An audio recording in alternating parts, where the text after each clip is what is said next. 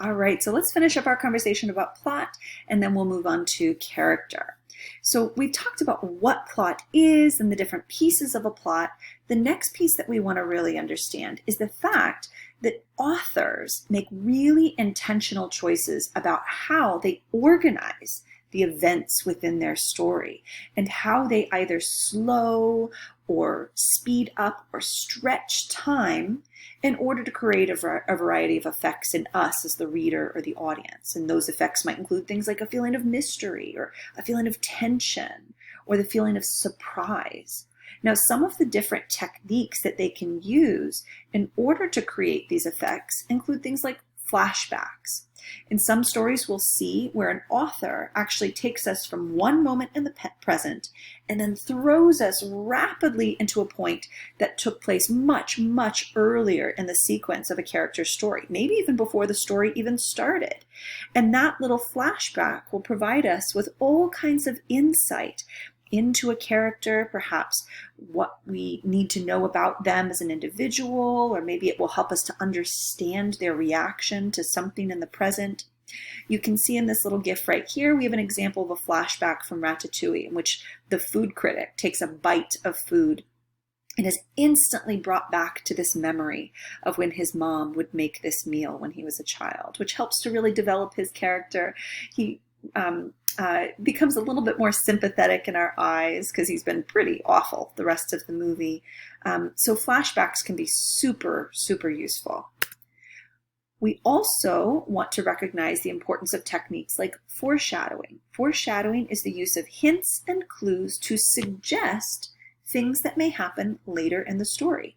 Now, they're not straight out spoilers. They're just like a little trail of breadcrumbs that keep us curious, they keep us engaged, they keep us wanting to read further. Pacing specifically refers to the speed at which events take place. So we can speed things up really, really fast. Think about this car scene down here.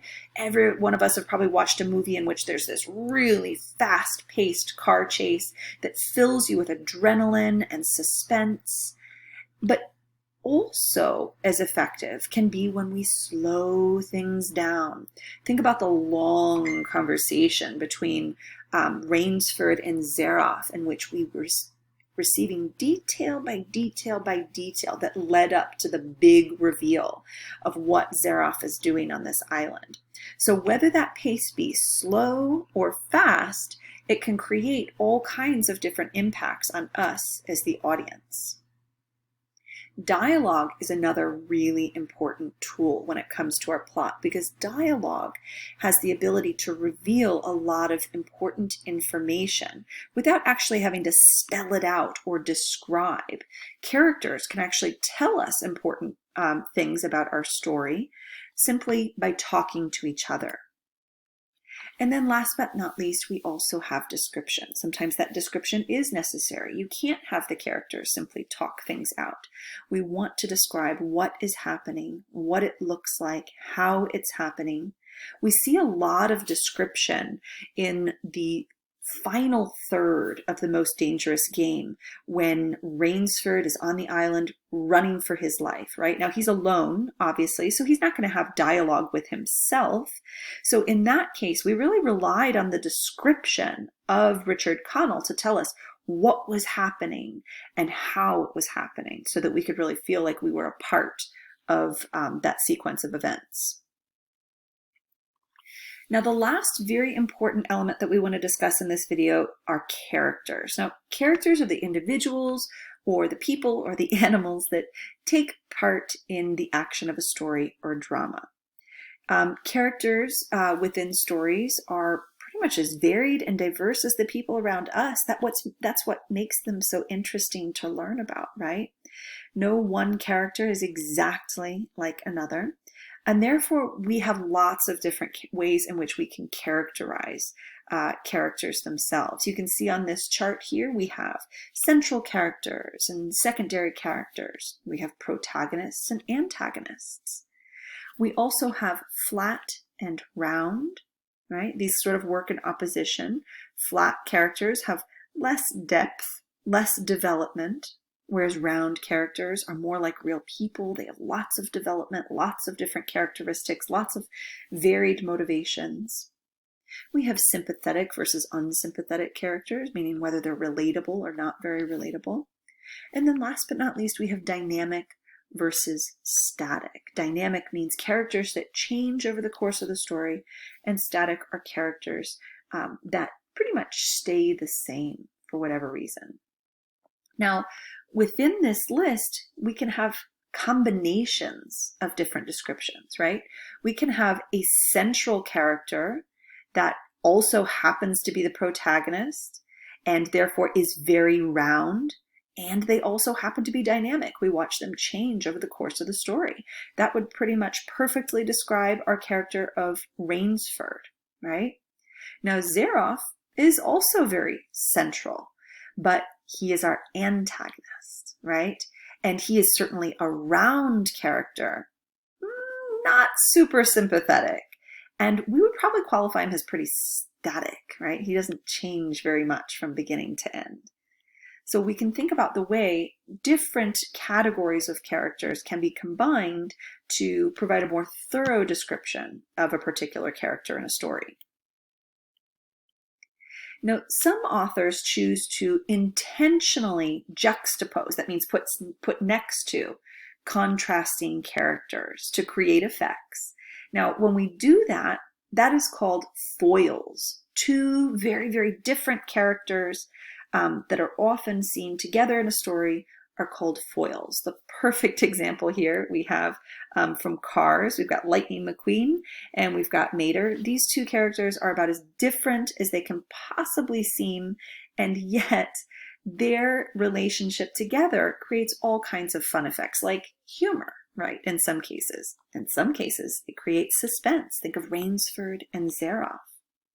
Now, these intense differences not only help to develop each character by emphasizing the features of the other, they actually tend to amplify the differences of each other, right? They seem more distinct because they're in contrast to the other.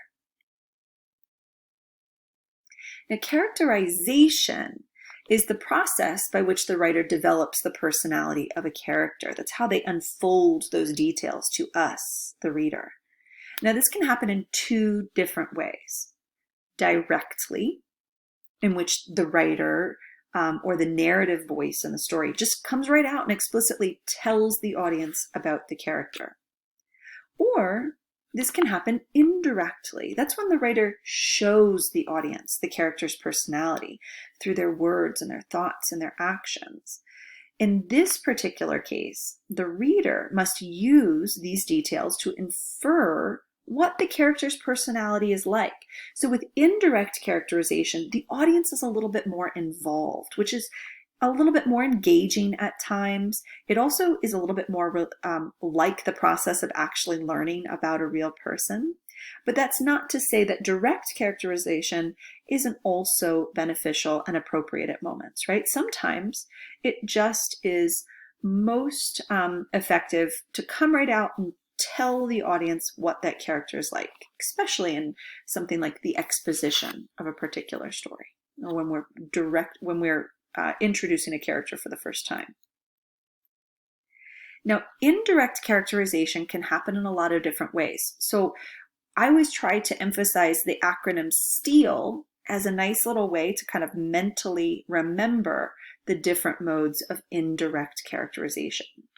The S stands for speech, or what the character says. We can learn all kinds of things about a character simply by what they say.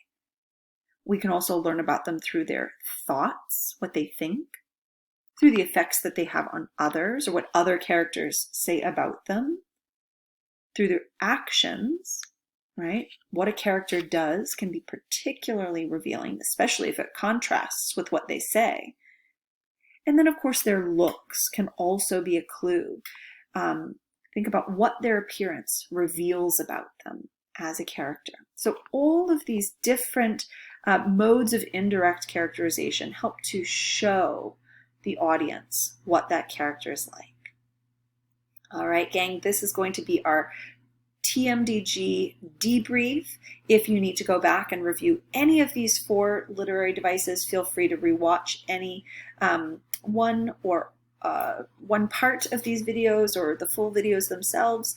Of course, you will be responsible for all of this information moving forward, and our goal is to take what we have learned in this story, hold on to it, and continue applying it to each of the consecutive stories that we read moving forward.